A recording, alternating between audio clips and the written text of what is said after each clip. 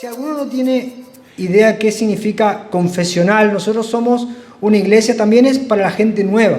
Nosotros somos una iglesia confesional. ¿Qué significa esto?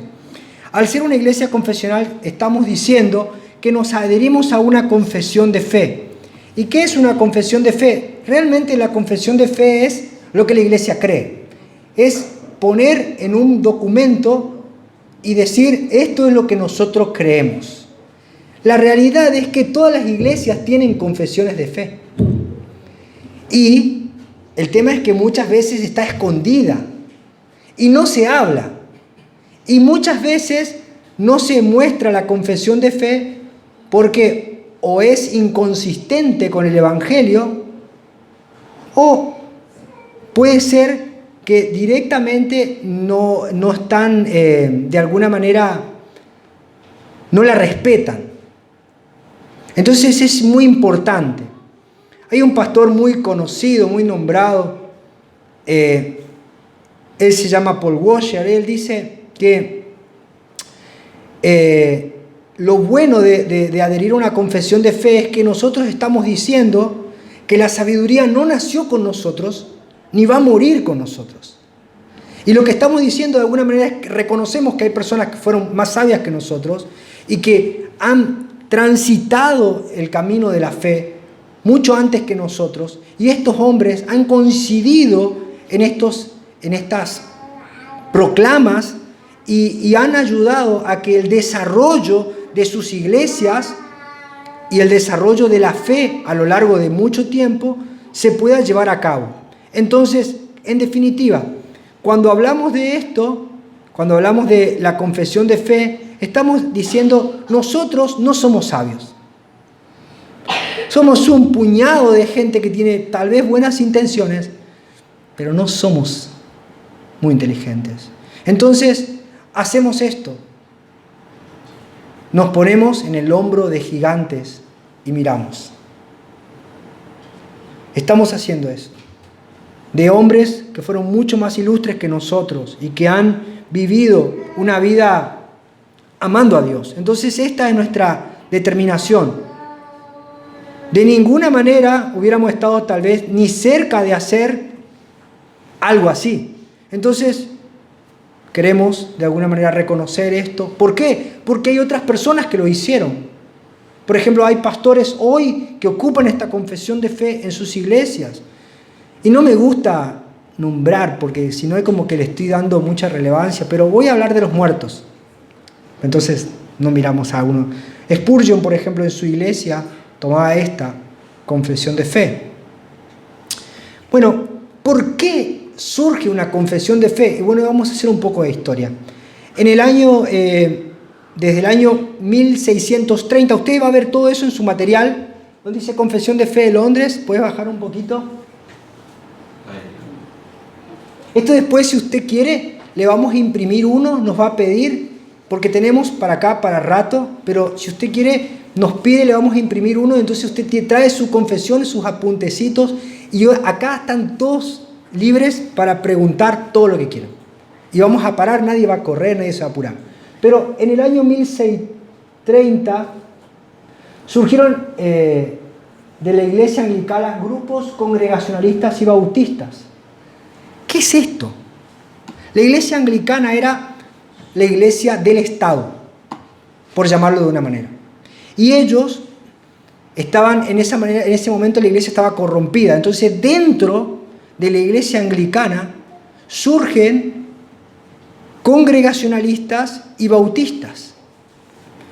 De los congregacionalistas empiezan a haber personas que no compartían estas cuestiones. Y dentro de los congregacionalistas también están los presbiterianos. ¿Qué pasó? La iglesia anglicana, cuando ve que surgen estas iglesias, empieza a perseguir a cualquier persona que no se sujete a la iglesia del Estado. Entonces, había una ley que perseguía a los presbiterianos, congregacionalistas y bautistas. Y eran perseguidos. A causa de esta persecución, la iglesia empieza a decir, nosotros no creemos lo que el Estado nos quiere imponer, nosotros creemos lo que la palabra de Dios dice. Entonces se reunían, y los primeros que se reunieron fueron los presbiterianos. Los presbiterianos se reunieron desde el año 1642 hasta el año 1649. ¿Qué hacían? Tuvieron una asamblea, y fíjense cuántas sesiones, tuvieron 1163 sesiones. No es que un día agarraban la Biblia, ojeaban y decían, bueno, esto me dijo el Señor. Se reunieron 1163 sesiones, desde el 1 de julio de 1643 hasta el 22 de febrero de 1649. Y dice que se requería un quórum de 40 miembros.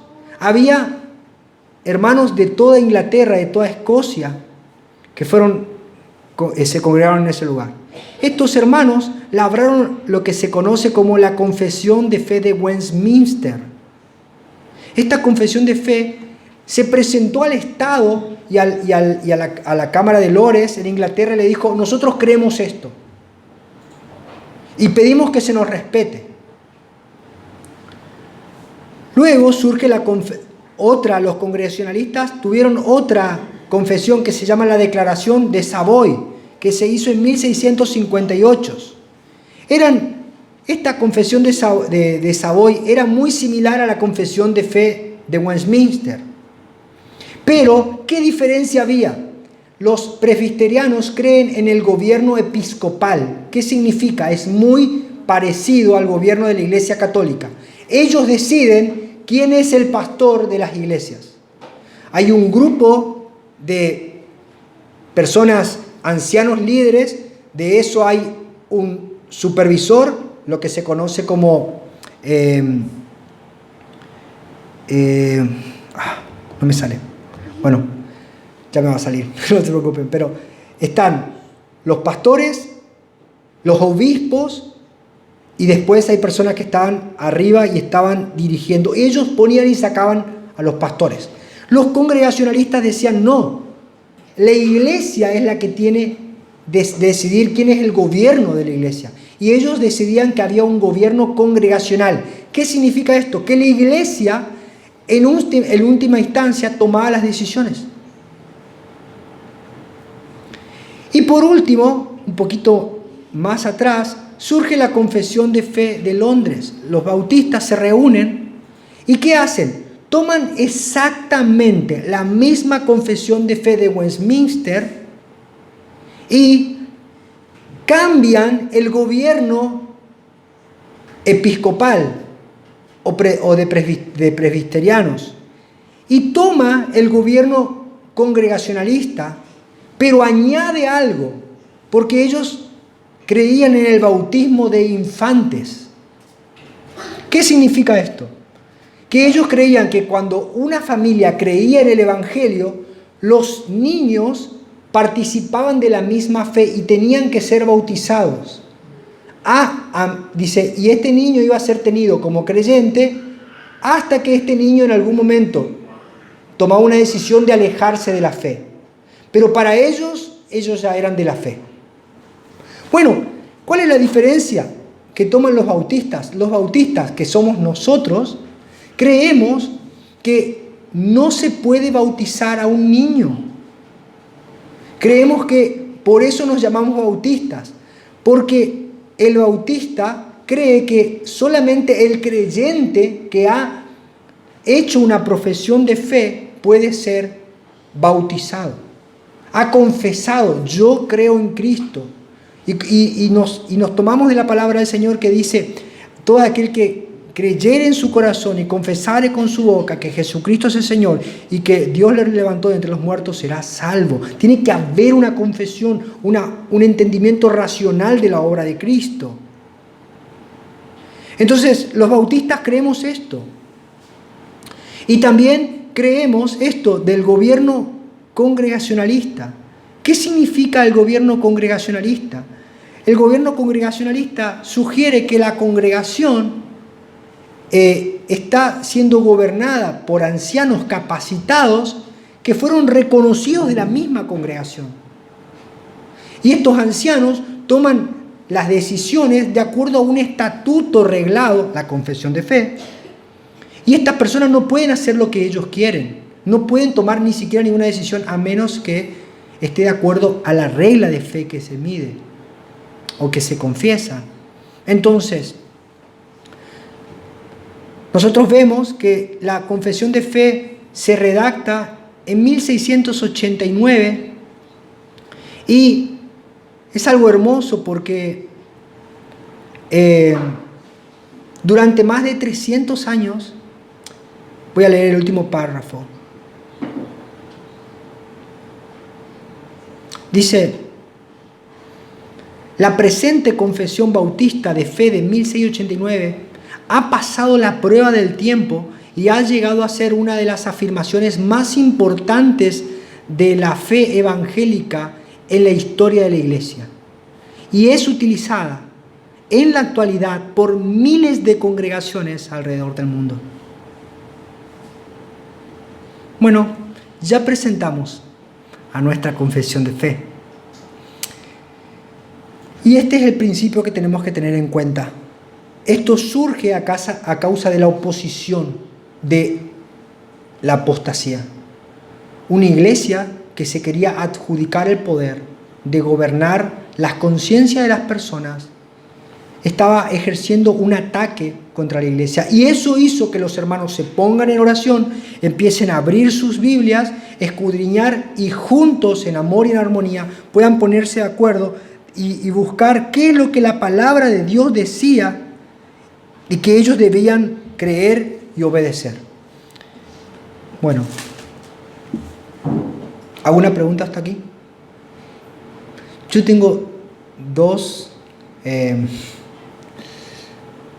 Siempre cuando nadie pregunta nada, digo, o la estoy rompiendo, o nadie entiende nada. ¿De qué estamos hablando? Sí. Hermano, ¿hay una sola confesión de fe o hay varias? ¿Bautistas? Ajá. No, hay confesiones que fueron un poco más renovadas, un poco más adelante. Inclusive hay confesiones más modernas de pastores de la línea reformada en Estados Unidos, pero que no son confesionales. ¿A qué me refiero con confesionales? Esto tiene una línea teológica tradicional pactual. ¿Qué significa esto? Que toda la teología que se explica en esta confesión tiene como base algo: el pacto de gracia de Dios. ¿Está? Hay otras confesiones, pero ya tienen una interpretación dispensacional. No quiere decir que para nosotros no dejen de ser hermanos. Nosotros tenemos una interpretación que se conoce como teología reformada clásica. Ni mejor ni peor, es lo que para nosotros es, lo que podemos, que nuestras conciencias ven como luz. Bueno, esta confesión de fe es muy amplia, tiene 33 puntos. Bueno, le voy a mostrar los temas que abordaron estos hombres. El tema principal y que pone la base sobre todo lo que vamos a dar es el tema de las Sagradas Escrituras. Si no entendemos en qué se apoya nuestra fe, entonces estamos fritos. La segunda cosa que habla la confesión es de Dios y de la Trinidad. Una persona que cree en Dios, pero no cree en la Trinidad, no es cristiano. Sencillamente, no es cristiano. Después vamos a ver los decretos de Dios. Eso es algo que realmente es muy profundo. Yo le pido, hermano, tráigase su Biblia, tráigase sus apuntes, vamos a estudiar esto, es muy profundo.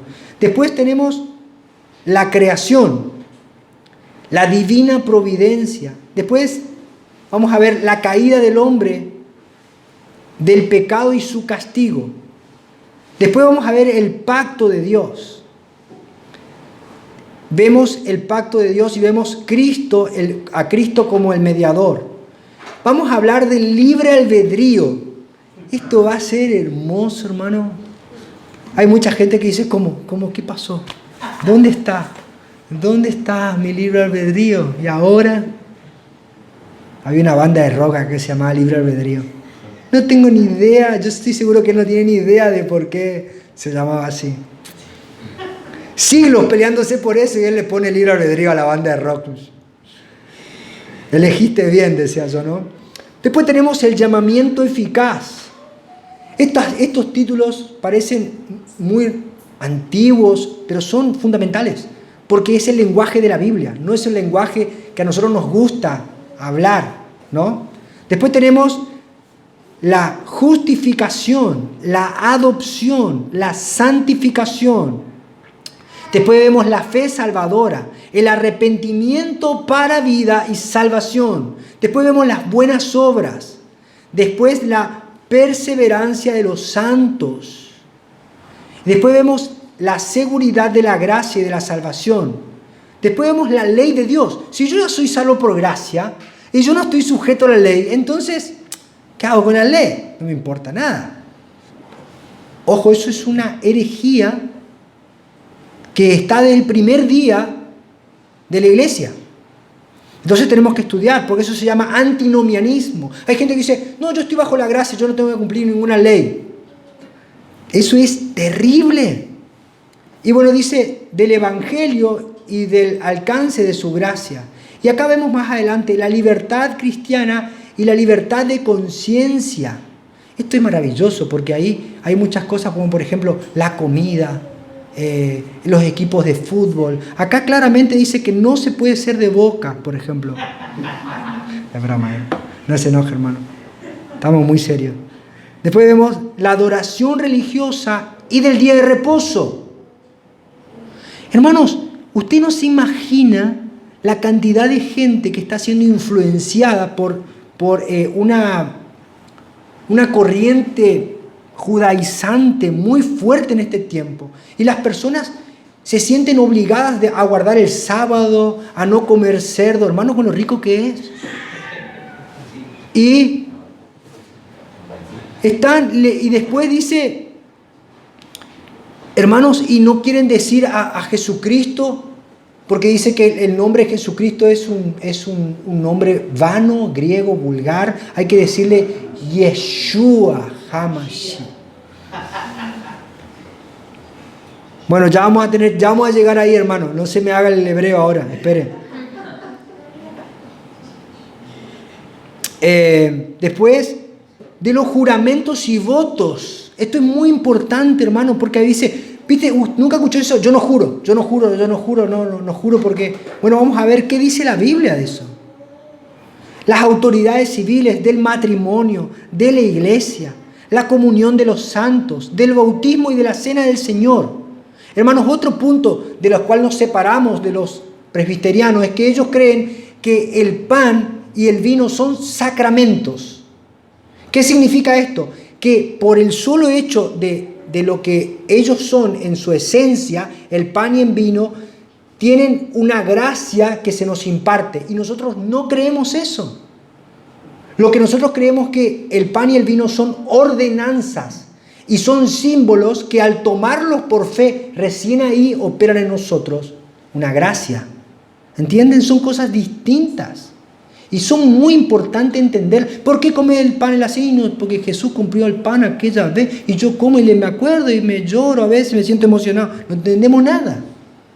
Es muy importante. Sumamente importante. Después vemos el estado del hombre después de la muerte. Del juicio final. Tremendo, hermano. Acá tenemos todo lo que necesitamos para que se nos rompa la cabeza 2 años más o menos.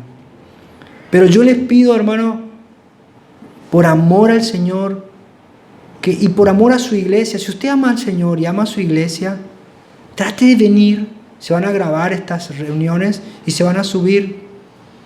Trate de venir y trate de ver qué es lo que su iglesia cree.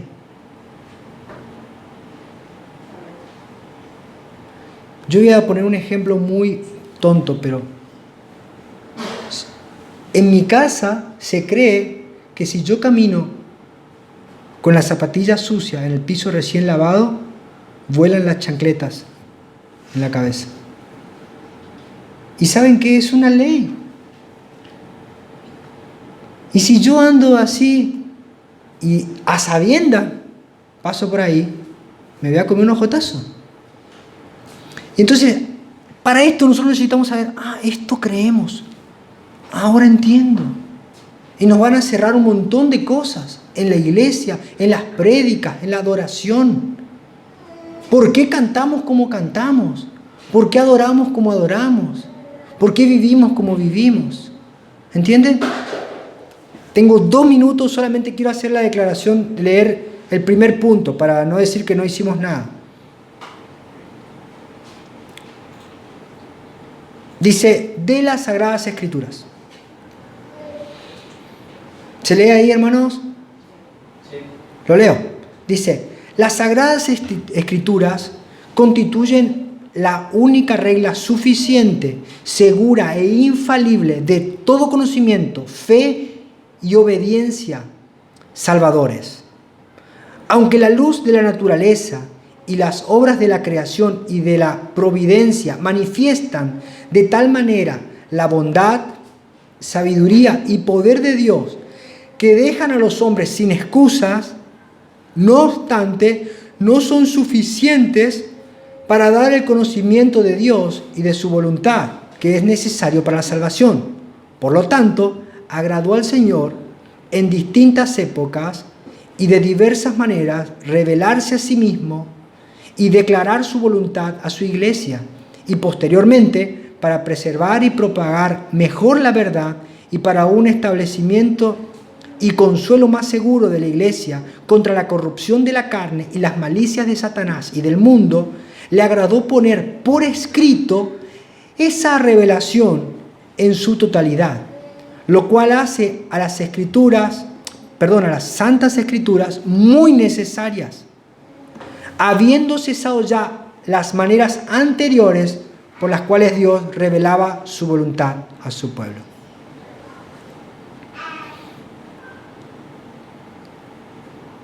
¿Qué le parece lo que acabamos de leer?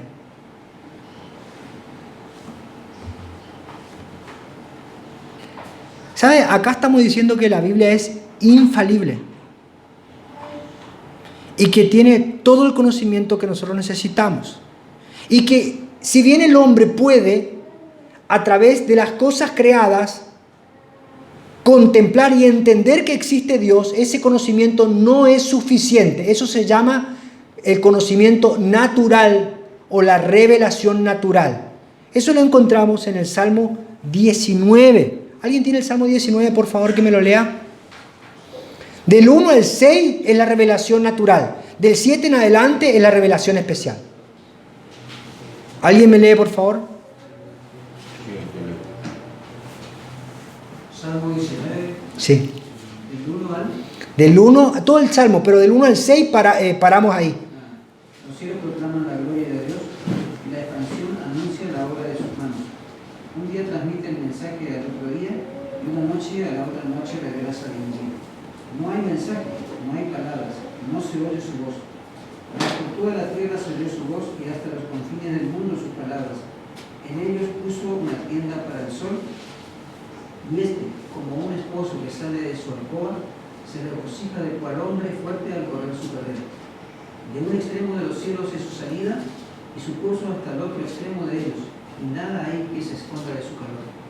La ley del Señor es perfecta. Ahí está. Hasta ahí.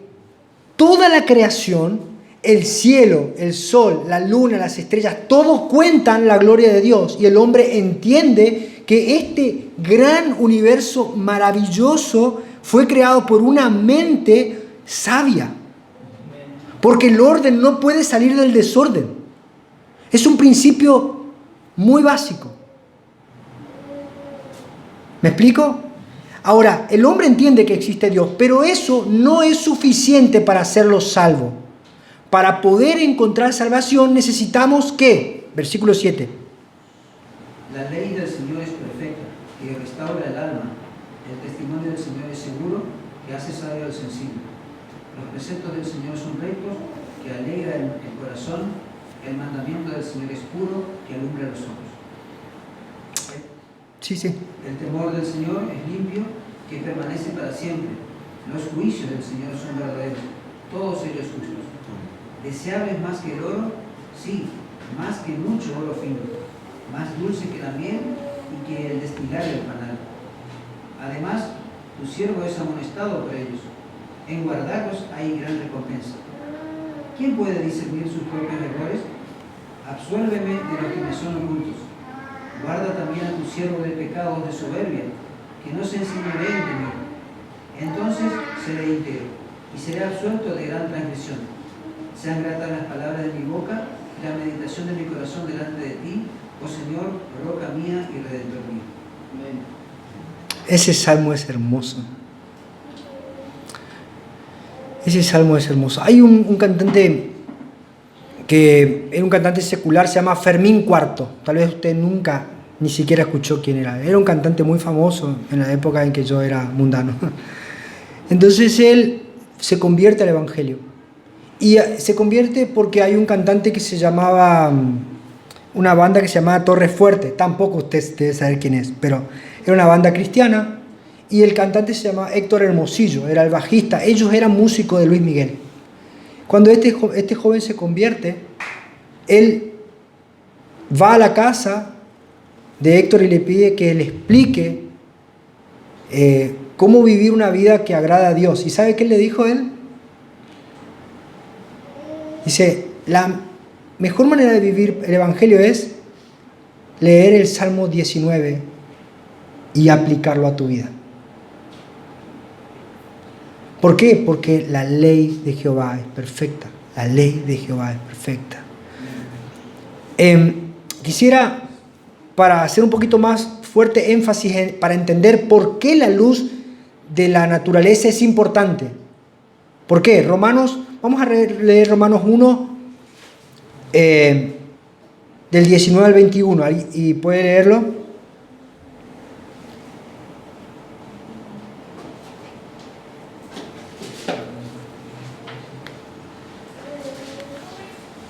¿Alguien tiene Romanos 1? Sí, ahí está.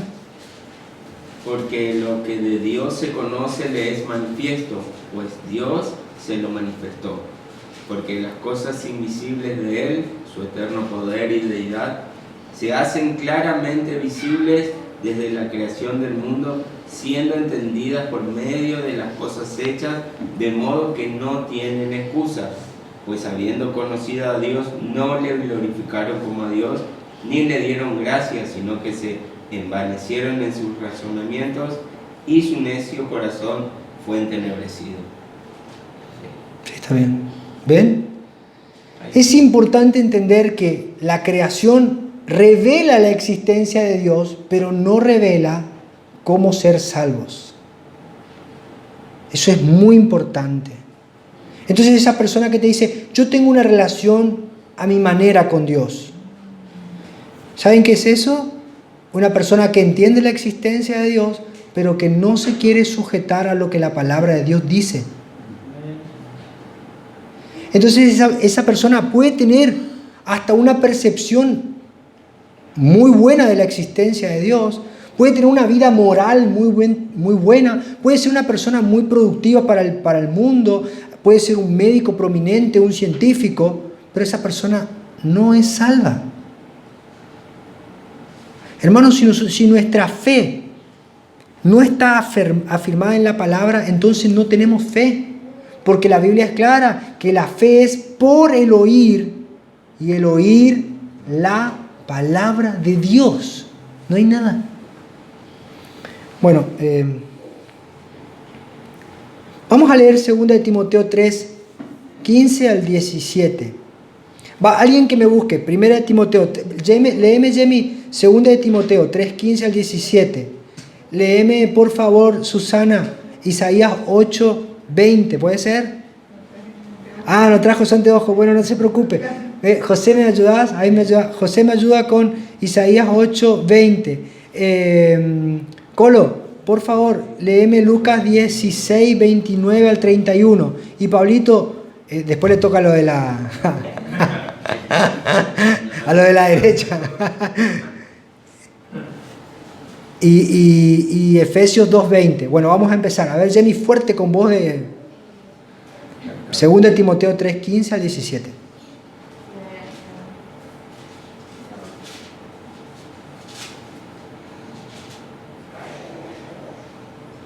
Desde la niñez has sabido las sagradas escrituras, las cuales te pueden dar la sabiduría, que lleva a la salvación mediante la fe en Cristo Jesús.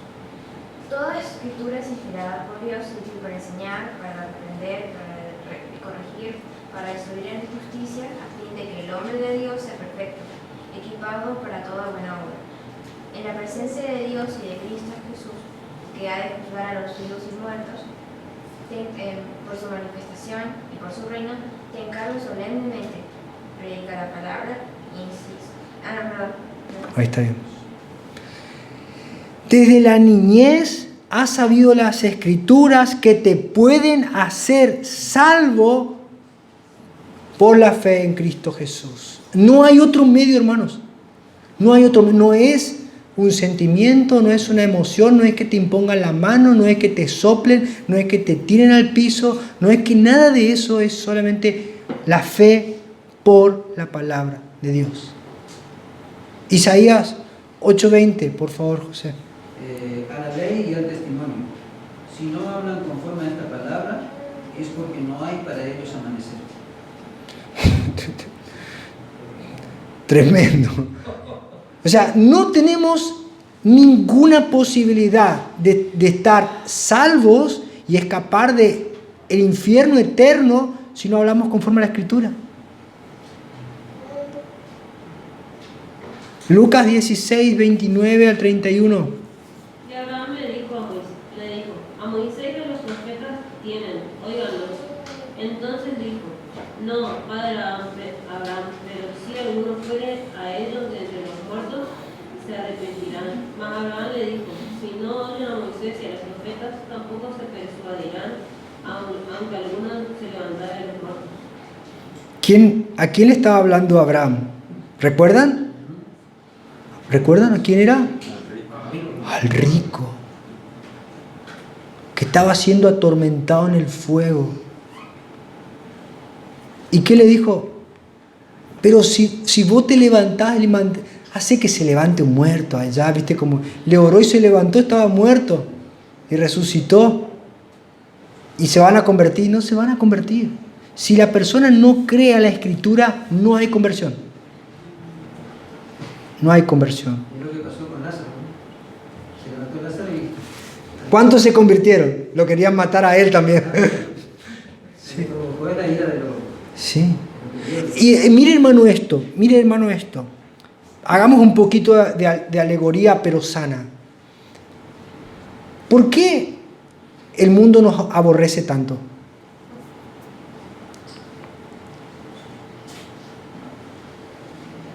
¿No recuerda la oración de Jesús que dice, al mundo los aborrece porque ellos eran del mundo, pero yo los saqué del mundo? Cuando un cristiano es salvo, no hay otra cosa menos que resucita de los muertos. Entonces el no creyente tiene una resistencia, no puede convivir, no pueden estar dos en un mismo camino si no estuvieran de acuerdo. No puede haber comunión entre las tinieblas y la luz. No puede haber comunión en un yugo desigual. No existe la posibilidad. Entonces, un creyente es una persona que ha renacido por la palabra de Dios y el no creyente no lo va a soportar. No lo va a soportar. Efesios 2:20. Edificados sobre el fundamento de los apóstoles y profetas, siendo la principal piedra del ángulo Jesucristo mismo. Amén. Los apóstoles terminan de cerrar el canon. Entonces eso es lo que está diciendo acá. Que a Dios le agradó poner por escrito. Yo le hago una pregunta. Yo sé que no. Si no, a veces yo como que hago la pregunta, ¿qué es lo que se hace que sabe acá? ¿Qué pavada? No, pero le hago una pregunta. ¿Usted tiene idea de cuáles fueron las primeras palabras de la Biblia?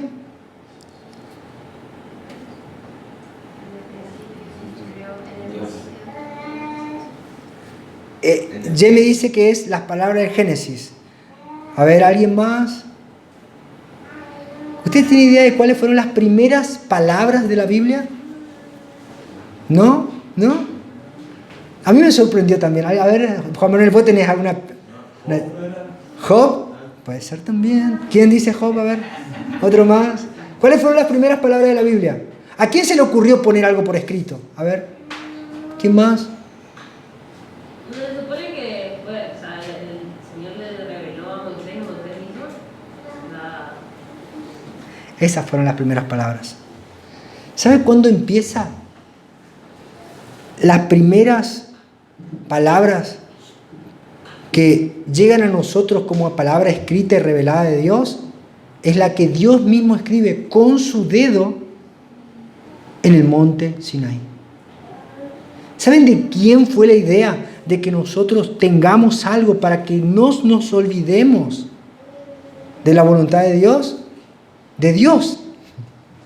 Yo me voy al súper, hago 2 cuadras y me dice, gordito, es huevo, pan y tomate. Y yo traigo lechuga, pollo y arroz. Todo al revés. Porque me olvido. Y Dios sabe que tenemos, nuestras mentes son finitas. Entonces Él dejó por escrito, y la intención es, después de que Él escribe, le dice después a Moisés, ahora te mando que escribas todo lo que te digo. Pero el que inició esto, el de la idea, fue Dios. Así que imagínense lo importante que es para nosotros la palabra de Dios. Bueno, vamos a dejar acá por hoy.